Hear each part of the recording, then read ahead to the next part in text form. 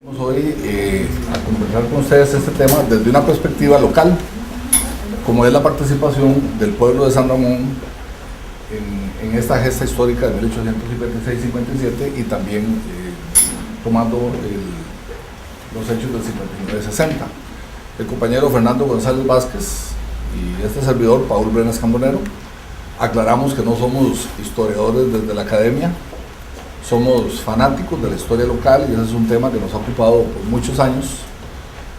Hemos explorado diversos tópicos y a raíz de todo lo que se ha dado, sobre todo con esta tertulia del 56, que es la primera vez que tenemos el gusto de compartir con ustedes en vivo, ¿verdad? Pero siempre estamos en contacto a través de la red y eso nos ha incentivado a seguir cultivando esa memoria de estos héroes nuestros, ¿verdad? Que son los que le dieron sentido a esta marcha hace 160 años. Así que hoy venimos a compartir con ustedes gustosamente. Esperamos que la información que les traemos sea novedosa en la mayoría de los casos y del agrado de ustedes en todos, ojalá. Así que muchas gracias por estar. Bueno, buenas tardes.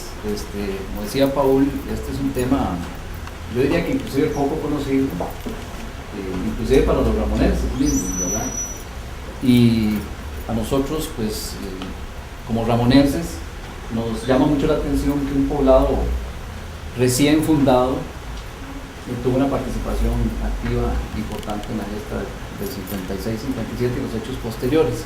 Pero vamos a remontarnos un poquito a los orígenes del poblado de San Ramón, ¿verdad? En el famoso Valle del Palmar, y donde ya en 1928 había gente en las cabeceras del río Grande que en busca de tierras para cultivar en dicho paraje. Uno de los escritos del 42, del año 42, es donde los pioneros piden permiso para establecerse en lo que sería el primer núcleo de población.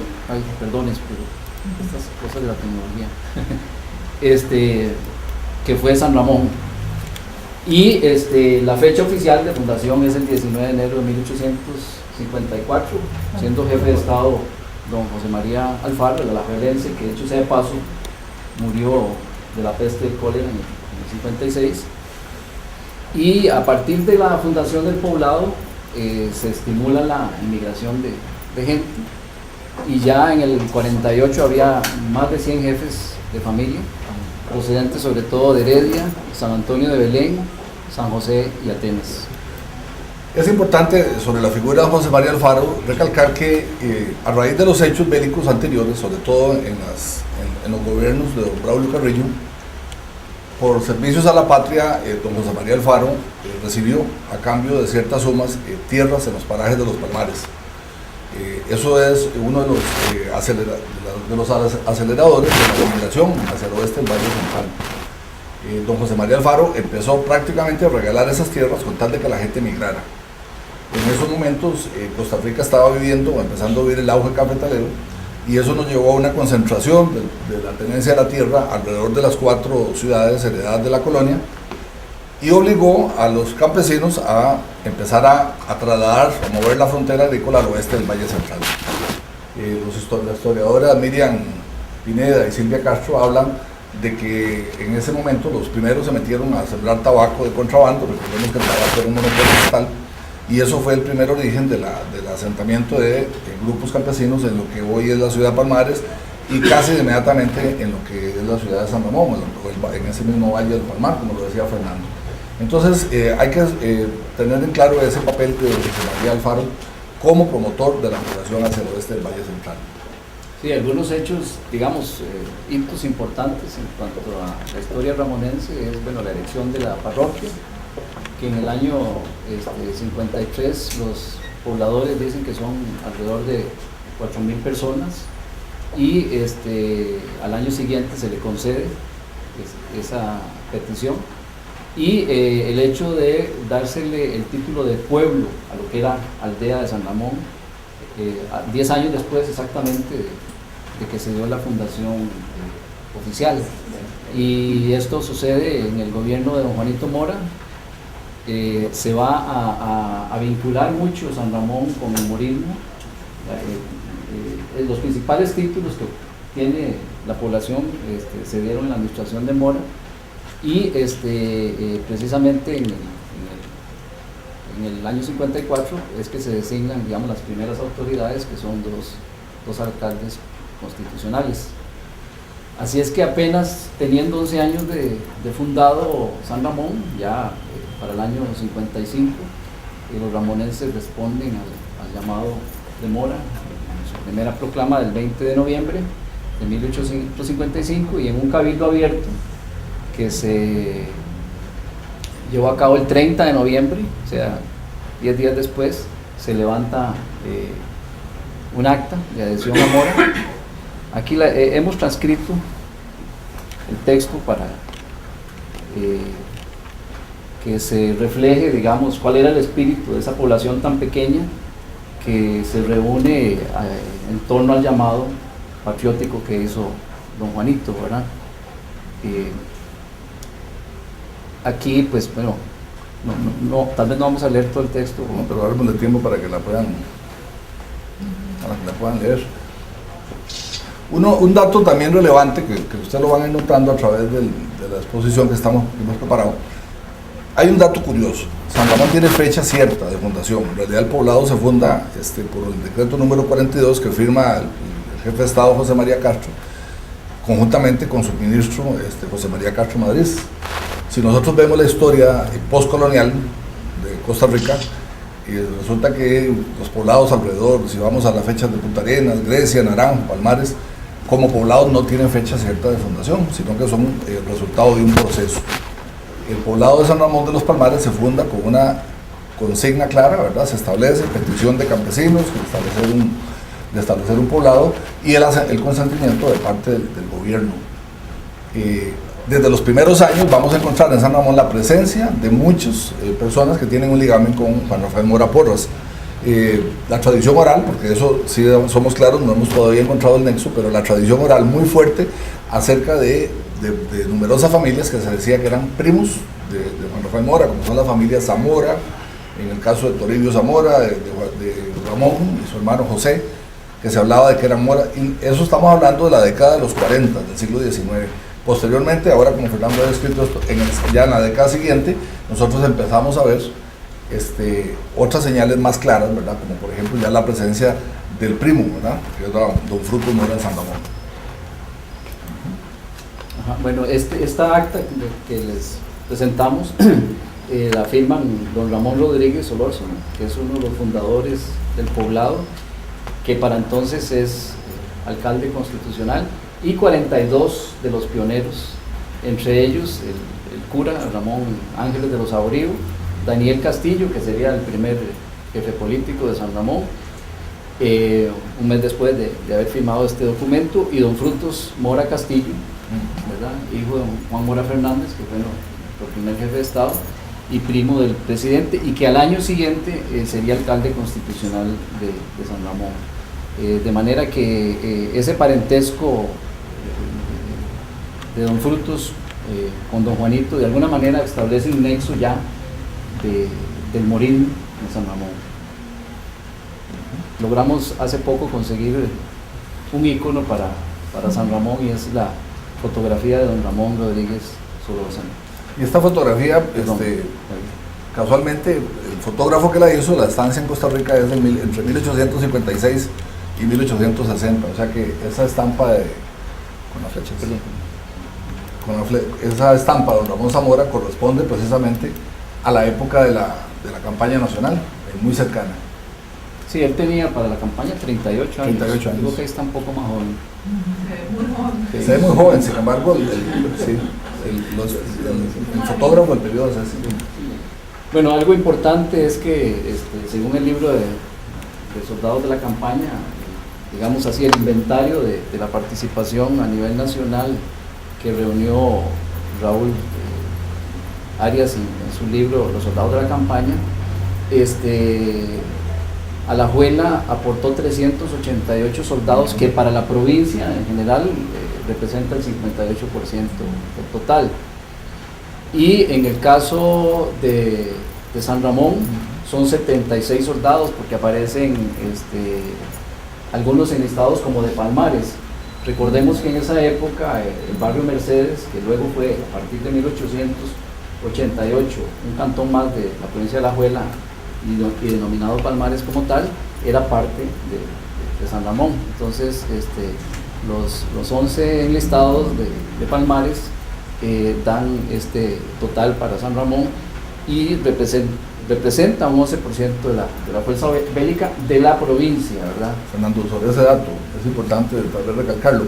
El cantonato de San Ramón y el título de villa lo confiere Juanito Mora a San Ramón el 21 de agosto de 1856, es decir, en medio de las 2 etapas de la campaña.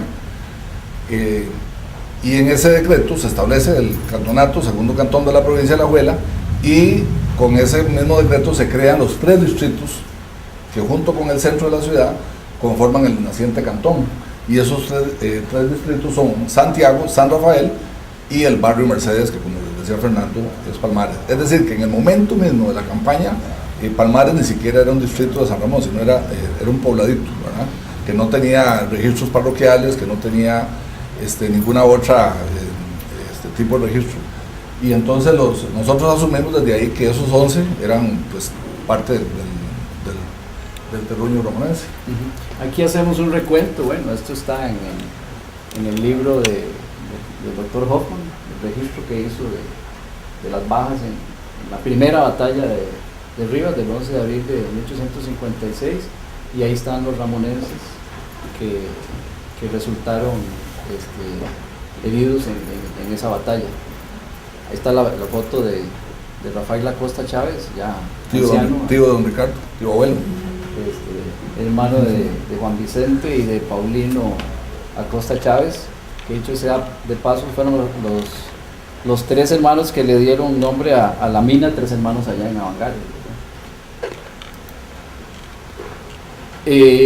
Luego de los hechos de Santa Rosa y Riva, nuevamente los ramonenses se reúnen para escribir un documento a don Juanito. Aquí nada más trajimos un fragmento, pero que dice mucho, porque habla de que San Ramón es uno de los pueblos acaso más insignificante de vuestro dominio, pero no será el menos sensible a la obligación que reconoce acerca de vuestra sombra paternal, y hoy el que menos parte se apropie de la deuda universal que Costa Rica ha contraído con vuestra excelencia. De manera que pues eso dice mucho, ¿verdad? Y esta acta la firmaron Daniel Castillo ya como jefe político, don Frutos Mora, Sixto Ugalde y Manuel Vargas y Manuel Montoya como alcaldes constitucionales. Bueno, aquí es donde hablamos del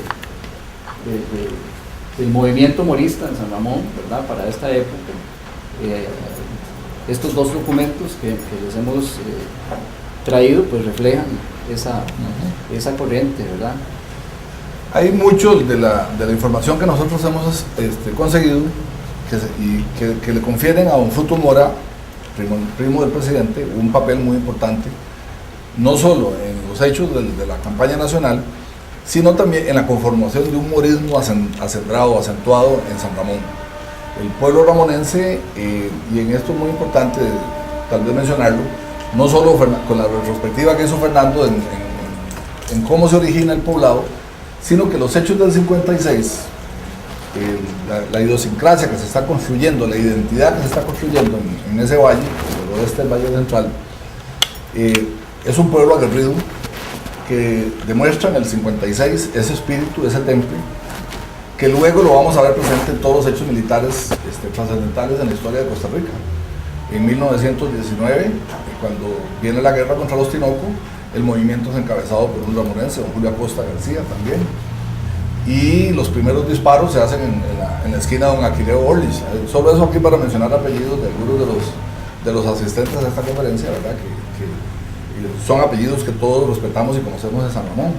Y en 1948, el primer disparo también, en la misma esquina de don Aquileo Orlis, se hace el primer disparo el 12 de marzo, que da inicio a la revolución del 48, que es encabezada básicamente por 3 ramonenses, que son don Pepe, don Chico y don Fernando Valverde, quien luego sería el vicepresidente de la Junta Fundadora.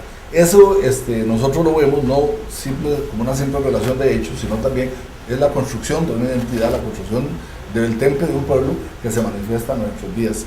Me parece que es muy importante hacerlo. Sí.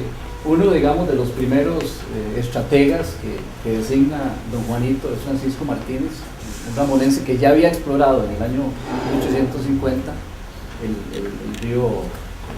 Descubrió las cabezas del río San Carlos. Entonces, como hemos transcrito esto aquí de don Rafael Obregón, era muy importante designar una figura que conociera muy bien la región. Saliendo nomás las tropas, estando en Atenas, es que el presidente Mora le confiere esta misión a don Francisco Martínez y instruye al ministro de Guerra para que se le facilitara una pieza montada de artillería de calibre A4, que creemos que es el cañoncito que ustedes vieron al inicio, ¿verdad? Que ha sido parte del monumento a la gesta del 56 que hay en el Parque de San Ramón. De manera que a veces se ha dicho que ese cañón se le dio a San Ramón en reconocimiento por su participación en la campaña, pero ese cañoncito fue llevado hasta allá, hasta San Carlos, ¿verdad? En carretas, como dice ahí, y pues además Martínez se hizo acompañar de 36 soldados ramonenses. Uno de los cuales era don Ramón Rodríguez, ¿verdad? Correcto. Bueno, digamos, terminado este episodio, el 30 de marzo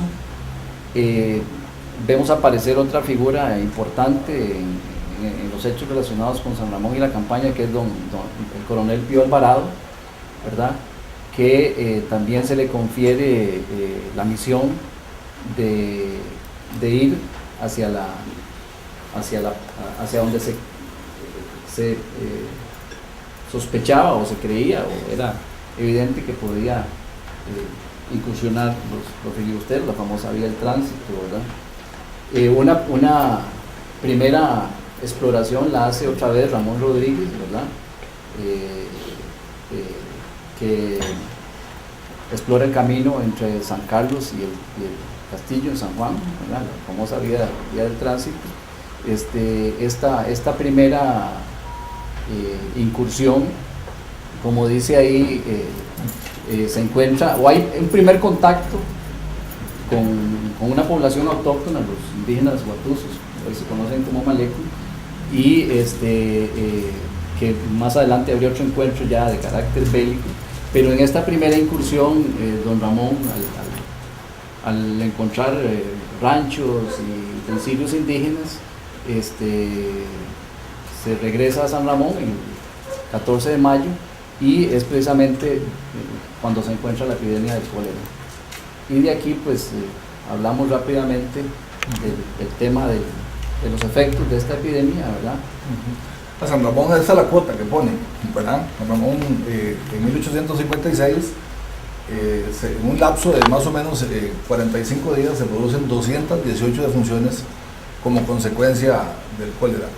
Un día estos que me fui al cementerio con un amigo, me señalaba el lugar en donde estuvo la fosa, porque esa fosa todavía hace 30 años era reconocida y se respetaba el lugar, porque en aquellos tiempos se decía que pasaba un carretón preguntando en las casas, hay muertos, ¿verdad? Y se cargaban los muertos para ir a dejarlos a la fosa común. Y como vemos, no fue nada, un poblado, fue muy significativo que en un poblado recién formado, solo por la peste del cólera se dan 218 defunciones, ¿verdad? Sí, cuando el promedio era apenas 60, ¿verdad? Que en aquel tiempo era muy alto, pero el alza es extremadamente significativa. Así que, sí, con todo y esta catástrofe, pues la vida continúa y es prácticamente en plena campaña que a San Ramón don Juanito le concede el título de villa, ¿verdad? Y además se le da el título de cantón segundo de la provincia de Alajuela, a una población con tan pocos años de fundada, ¿verdad? Eso pues significó un reconocimiento pues, muy importante, ¿verdad? Y esto es parte de un compromiso que don Juanito había adquirido con los ramonenses en una visita anterior que ahorita la vamos a recrear. Ya pasó, lo de la fiesta. La fiesta, los Sí. 4 años. Sí. Okay. Bueno, esta es la segunda incursión que hablábamos de Pío Alvarado, acompañado de un grupo de ramonenses. Ahí están los nombres que se han recogido. Esta sí fue pues más difícil porque en esta exploración fue que se dio el encuentro con los indios guatusos, ¿verdad? Que obviamente pues defendieron su territorio aunque ellos lograron su objetivo, ¿verdad? Llegar a la desembocadura del Río Frío donde está el fuerte al otro lado del San Juan, pues regresaron maltrechos y con hambre, etcétera, a San Ramón. Ahí hemos puesto las fotografías de dos de los protagonistas de esa gesta en la selva, que son don Procopio Gamboa Rodríguez y su hermano Diego, que a la sazón contaba con 20 años de edad. Bueno, se me toca a mí. Ese te toca a vos. Sí,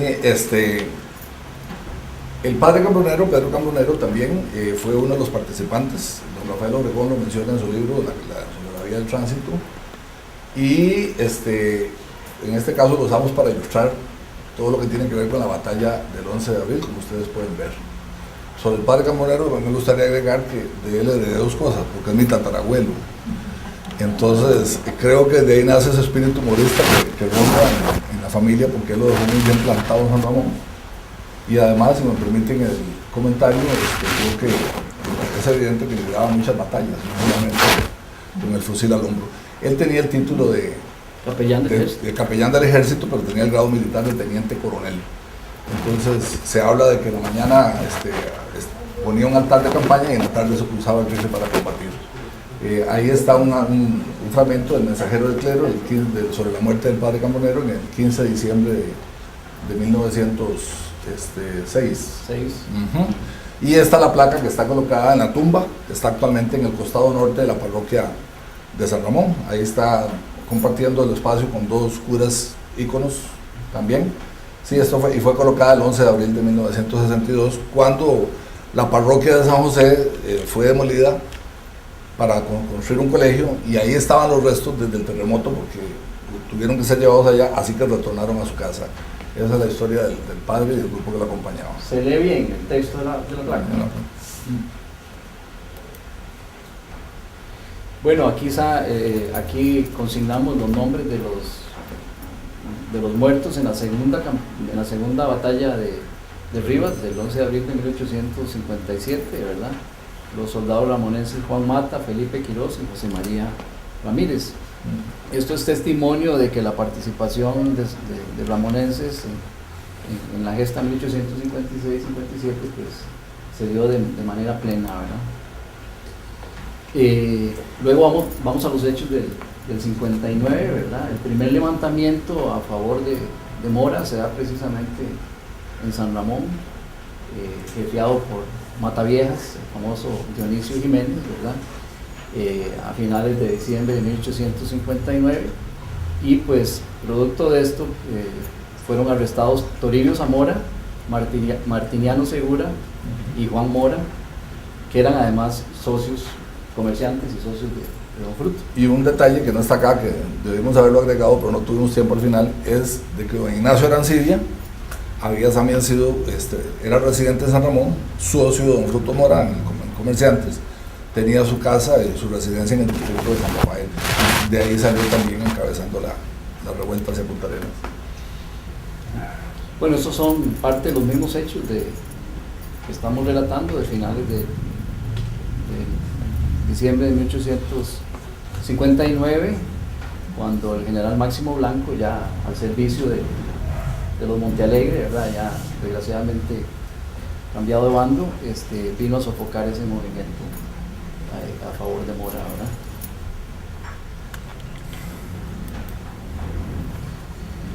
¿verdad?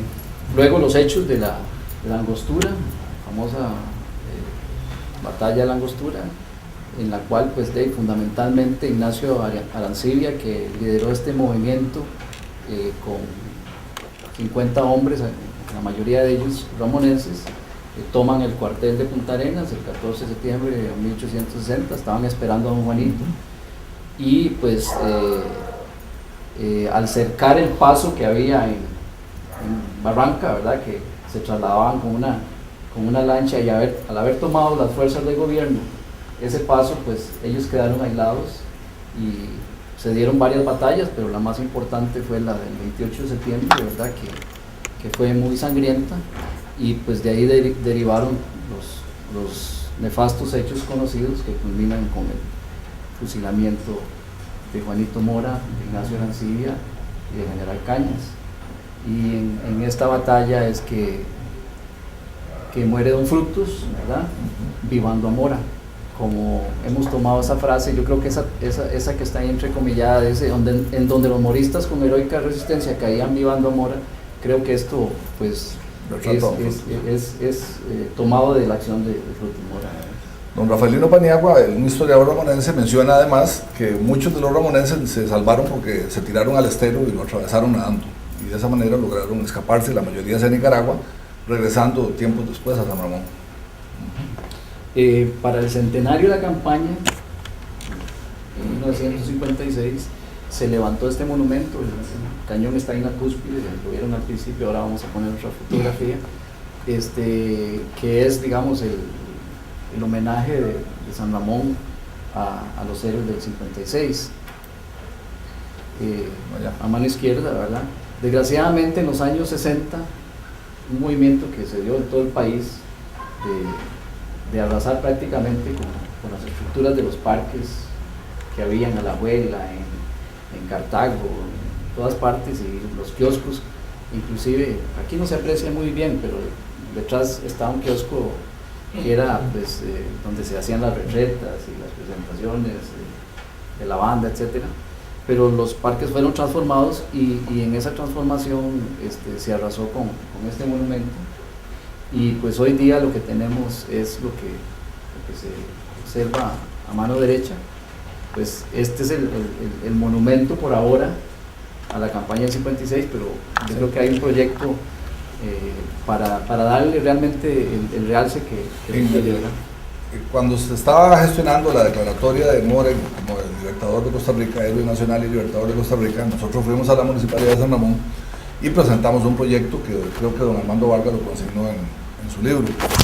En ese documento, el acuerdo que nosotros presentamos a la municipalidad, y gracias a eso se declaró Mora héroe también del cantón de San Ramón, pues ya lo habían hecho algunos otros cantones en Costa Rica, en el país, perdón. Y también parte del acuerdo es que la municipalidad destinó el presupuesto y dio la orden de reconstruir este monumento, que esperamos esté preparado para el 11 de abril del año entrante. Eso es una gestión que estamos haciendo de la Comisión de Asuntos Culturales, y queremos retornarlo. El monumento tiene que ser tal como lo concibieron los abuelos, porque era una muestra del sentimiento de los ramonenses por la campaña nacional. Muchos de los ramonenses pues, ilustres, por ejemplo el caso de don Eliseo Gamboa, que aquí no lo mencionamos, hicieron eso de la memoria de Mora un culto, que los ramonenses supieron tratar muy bien durante muchos años. Lamentablemente esa ola que dice Fernando, destructiva, que llegó en los 60, no solamente acabó con el monumento, sino con el kiosco que está detrás, y nos hicieron un parque tipo japonés y unas cosas que nadie le ve ahora sentido, ni tiene cabeza. El cañoncito inclusive ahora está en una posición más decorosa, pero lo pusieron en una forma que lo que estaba era de caballito, no era un juguete en el Parque San Ramón. Luego se guardó y ahora se le dio esta forma, pero esperamos que para abril ya tengamos el monumento construido. Bueno, para el centenario también se dio el bautizo de la avenida central de San Ramón con el nombre de Juan Santa María, ¿verdad? Y en honor a la batalla de Rivas. Esta placa está pegada en la pared del Museo Regional de San Ramón, que fue antiguo. El primer palacio municipal. Y bueno, vamos a terminar con un poema, porque no puede ser de otra manera, ¿verdad? Y con un poeta pues emblemático, ramonense también, que murió muy joven, Félix Ángel Salas Y que Cabezas. precisamente mañana cumple 104 años de nacido. Correcto. 10 de agosto. Este poema lo publicó en el libro Surcos Grises y se lo dedicó a su abuelo José, que fue uno de los combatientes del 56.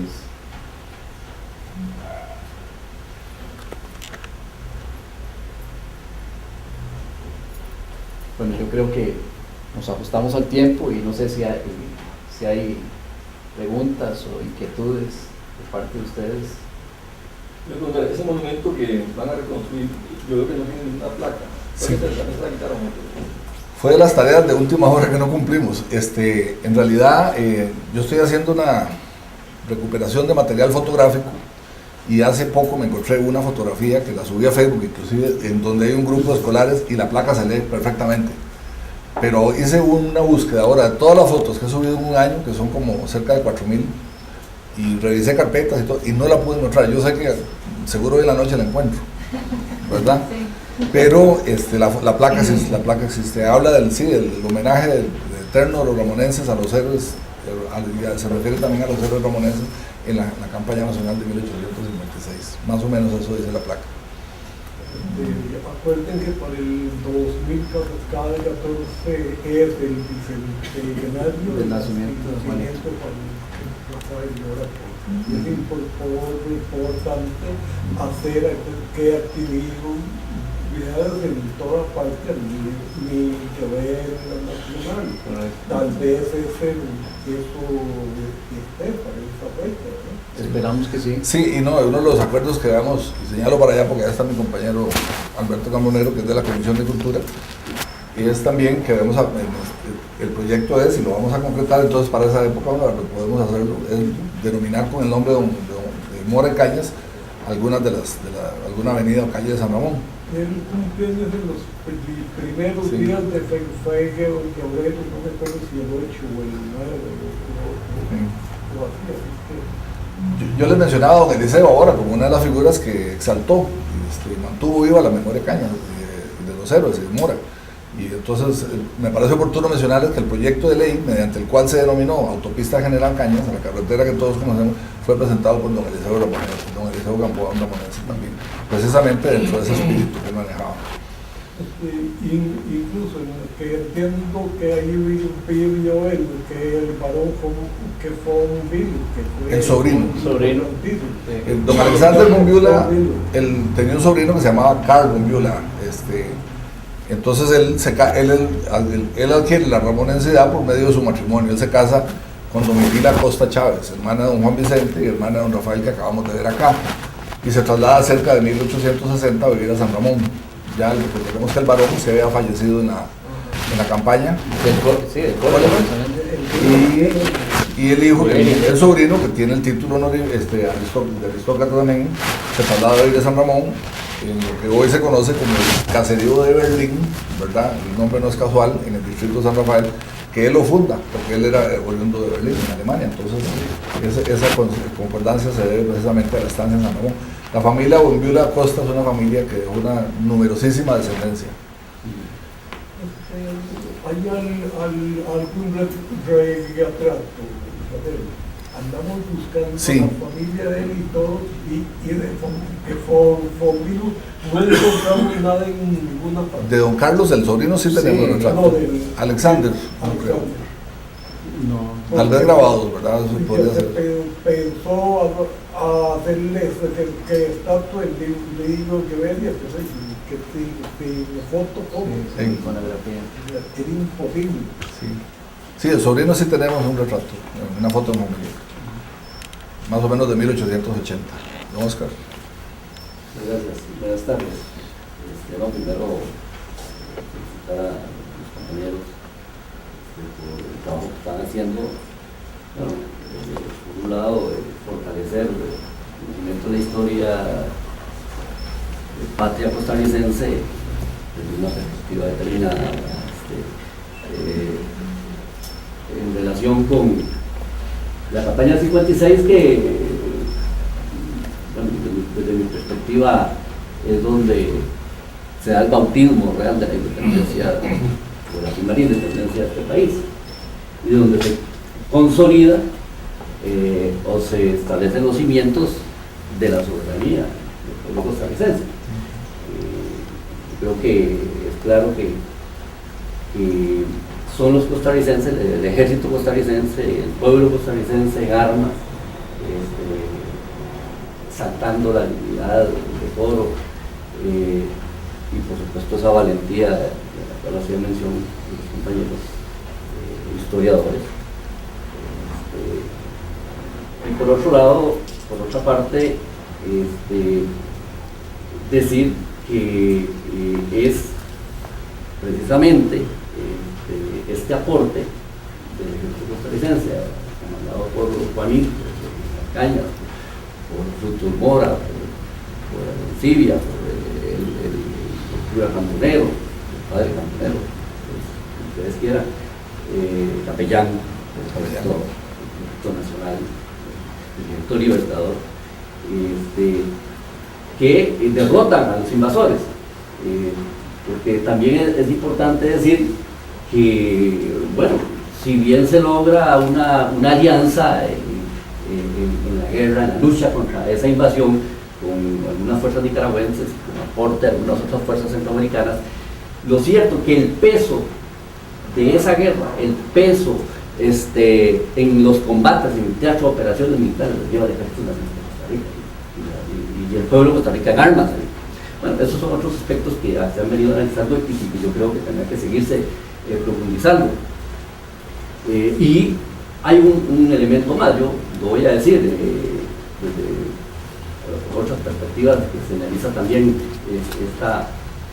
esta lucha heroica, que es que esta es la primera derrota de fuerzas invasoras y de acciones del neocolonialismo norteamericano en los Estados Unidos de América Latina. El senador en 1961 ya llegó en Cuba, pero esta es la primera derrota, porque ahí estaba lo que se puede llamar el protoimperialismo, después de todo el proceso de neocolonización sobre América Latina. Y hay que recordar que efectivamente en el contexto del desarrollo de la modernidad, estamos hablando ya de 1856, donde está consolidándose ya el proceso de acumulación capitalista compleja y el inicio del desarrollo de la modernidad. Eso por un lado. Y por otro, está un tema que para los ramonenses, yo soy ramonense, los que no me conocen aquí, también soy historiador, no he incursionado en estos temas. Para mí también es apasionante, indudablemente, el tema de San Ramón, pero yo todavía no he incursionado ahí, y he estado leyendo a los compañeros y todo lo que me parece sí que hay algunos temas, yo ya casi termino, pero hay otro tema que para mí sí está digamos, en el tapete, que es parte de la discusión, y con todos estos aportes tiene que irse profundizando. Es curioso, ¿verdad? Es curioso, por precisamente los datos que aquí daban los compañeros, que habiéndose establecido como fecha de fundación desde el primer asentamiento de San Ramón, de la ciudad, en 1844, 9 años después, ahí habían 4.000 habitantes. Un año después estaba establecido ya como pueblo, es decir, que ya era una categoría superior al de aldea o de asentamiento, con un decreto de Juanito Mora, y 1 año y 2 años después era elegido como cantón, lo cual eso no es jugando, ¿verdad? Es decir, aquí vemos, podrían establecerse dos hipótesis, así, muy rápidamente. Una, bueno, que habría que seguir investigando y ver si es el proceso más antiguo de asentamiento, o que el desarrollo fue tan vertiginoso que es insospechado. Y efectivamente por ahí nosotros vemos que la incidencia de los sectores más avanzados del país, políticamente, Mora, la Costa, también por ahí otros que estaban en San Ramón. Bueno, de hecho, cuando aquí hablamos de Ignacio Arancibia, del maestro Arancibia, cierto, bueno, no me equivoco, sí, y de gente precaria que luego siguió siendo incidente este fenómeno en San Ramón. Por ahí sí es interesante, es decir, a mí me parece que ahí... Que quieran para que las quiera ver y mandar. Pero si tratamos que más gente que nos ayude, estamos muy poco solos y es que es poco lo que se puede hacer, ¿no? Costa Rica, aquí se establece que ha sido como fecha para celebrar que la victoria el 1 de mayo, porque fue cuando claudificó y está en un acuerdo. Aquí lo que hablan es que es el día que se celebra la masacre que de Chile acabó, que fue 19 años después que nosotros estableciéramos el día fue feriado, ¿no? Pero eso se nos va a todos. Y uno no, digamos, que manda correos y recuerda y todo. La prensa se le cierra. Uno manda artículos y hay muchos intereses aún para que no se conozca la historia. Y el país que pierde su historia pierde sus raíces y pierde las raíces no es nada. Y ahí vean los casos. Ahora a nadie le interesa bien. Bueno, yo creo que está bien. Y les quiero agradecer. Yo simplemente les quería verdaderamente agradecer su presencia aquí. Y este es un esfuerzo sostenido que he hecho con mi cooperación por 2 años. De hacer las charlas. Hacemos el cálculo que es el 4º año este año. Sí. Vamos a pasar. Bueno, interrumpidamente, digamos. Sí. Pero hemos hecho un esfuerzo de verdad. Y verdaderamente a don Eduardo y a la gente que ha estado realmente motivando estas charlas y la presencia, creo que todos colaboramos un poquito en rescatar la historia nacional. Esta es mi última charla. Yo terminé mi función como director de recuperación y la heredera del general Cañas sigue de directora ya fue electa por la Junta Directiva. Yo pienso que esto se va a mantener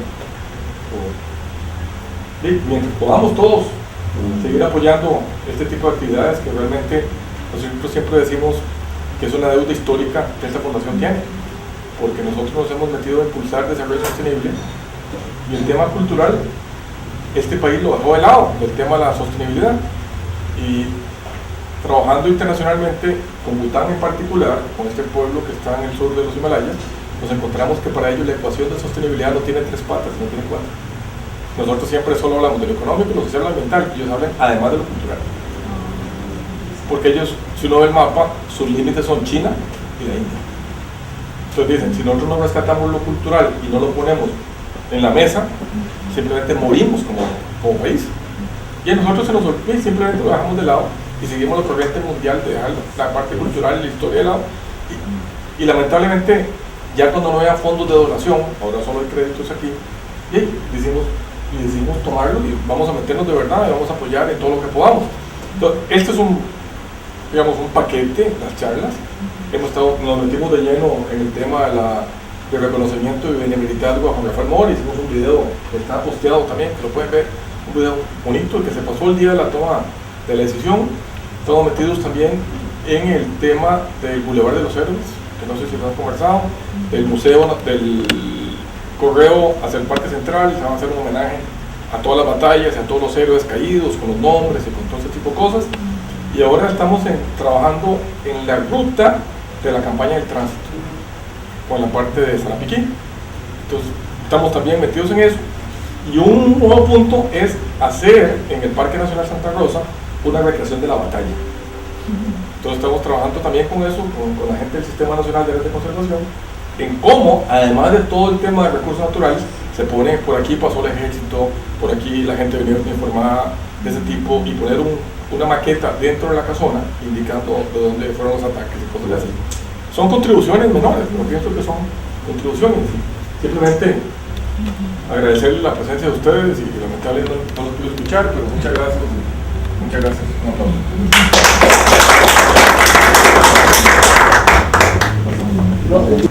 Los mismos que fusilaron es el mismo sector de la oligarquía que fusiló luego a Juanito, Cañas, Brutos, Horacio,